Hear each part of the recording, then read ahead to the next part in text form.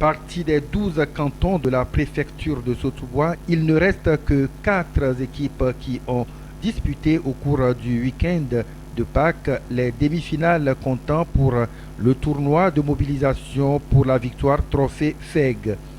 C'est le terrain municipal de la ville de Sotoubois qui a servi d'arène pour le duel entre le canton de Sotoubois en noir et celui de Bodjondé en bleu. Une deuxième demi-finale qui a connu la victoire du canton de Sotoubois sur son adversaire battu sur le score de 4-2 après les épreuves des tirs au but. Un but partout au temps réglementaire. Une partie âprement disputée avec de belles actions de part et d'autre.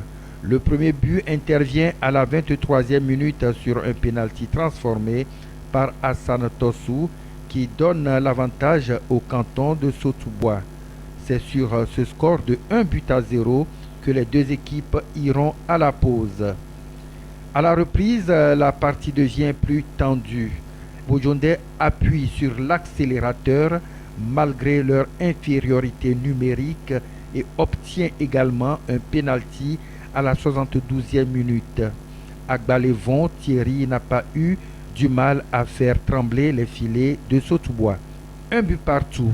La partie est de nouveau relancée, mais le score reste inchangé jusqu'au coup du sifflet final de l'arbitre Pitekelabou Hassan.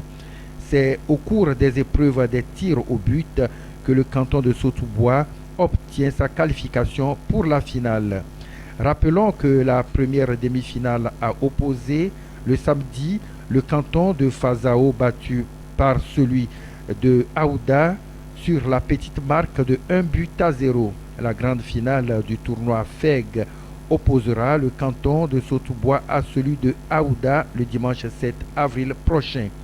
Les autorités du parti UNIR, après la rencontre, ont tour à tour passé à l'endroit du public un message de tolérance, de paix et de cohésion sociale à la veille des échéances électorales. Monsieur Amelete Baoumodom. En fait, le tournoi, nous l'avons dénommé tournoi de mobilisation pour la victoire de notre parti. Tournoi et trophée FEG, Fort Essozino-Niassingbe, le champion. Donc ce tournoi, c'est avant de lancer la campagne, nous avons voulu mobiliser nos jeunes, leur dire les enjeux qui arrivent bientôt. Donc le football étant vecteur de mobilisation et le football c'est la jeunesse. Et vous savez, la jeunesse togolaise c'est la sève même de notre pays.